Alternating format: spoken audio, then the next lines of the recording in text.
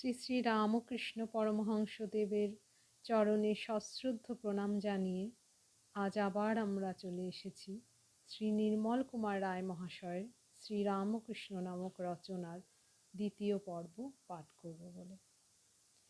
আমার সকল বন্ধুদের নমস্কার জানিয়ে সরাসরি আমরা পাঠ শুরু করছি।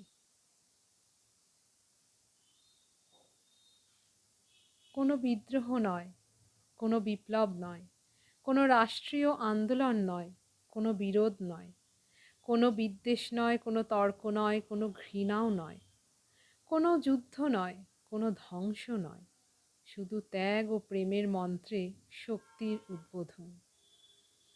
সংস্কার নয়, সংস্থাপন, বিয়োগ নয়, সংযোগ।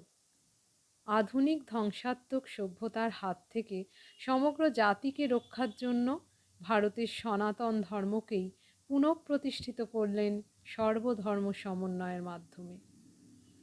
নতুন কোনো ধর্মের প্রবর্তন ছাড়াই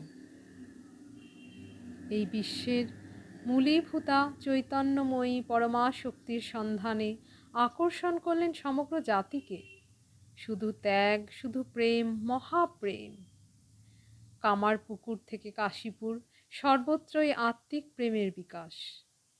কোনো দল নেই, কোনো সংস্থান নেই, কোনো বাহবা নেই, কোনো সংঘ শক্তি নেই।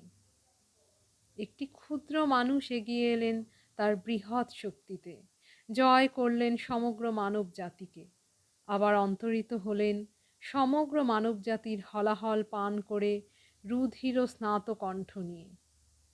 সত্যই এ এক অবিশ্বাস্য ঘটনা, বিচিত্র লীলা। স্বামী বিবেকানন্দের ভাষায় রামকৃষ্ণের জুড়ি আর নেই। যুগ প্রয়োজনেই শ্রী ভগবানের আগমন, সনাতন ধর্মরক্ষার জন্যই গীতায় প্রদত্ত সম্ভবামি যুগে যুগে, এই প্রতিশ্রুতি অনুযায়ী ঈশ্বরের আগমন নবরূপে, নরনারীর মধ্যে খুব গোপনে। মানুষের আত্মিক চরম উন্নয়নের পথে যখন বিঘ্ন ঘটে, তখন ভগবানকেই লোকশিক্ষার জন্য অবতরণ করতে হয়। মুসলমান ধর্মের অপপ্রয়োগের প্রাবল্যে সনাতন হিন্দু ধর্মকে রক্ষার জন্য যেমন ভগবানের আগমন হয়েছিল শ্রী চৈতন্য রূপে, ঠিক অনুরূপ ঘটনায় ভগবানের পুনরায় আগমন শ্রীরামকৃষ্ণ রূপে।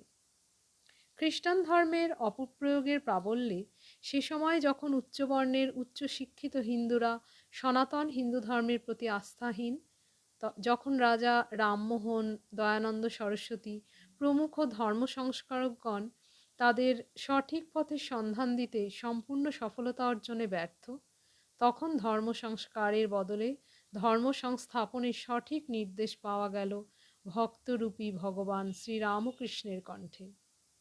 উচ্চশিক্ষিতদের মাঝে নিরক্ষর মূর্খ সেজে ভগবানের পুনরায় অবতরণ শ্রীরামকৃষ্ণ রূপে, সর্বধর্ম সমন্বয় কল্পে, যত মত তত পথ। আজ এ পর্যন্তই, পরবর্তী পর্ব আবার কাল। জয়তু শ্রীরামকৃষ্ণ। সকলকে নমস্কার জানিয়ে আজকের পর্ব এখানেই শেষ করছি।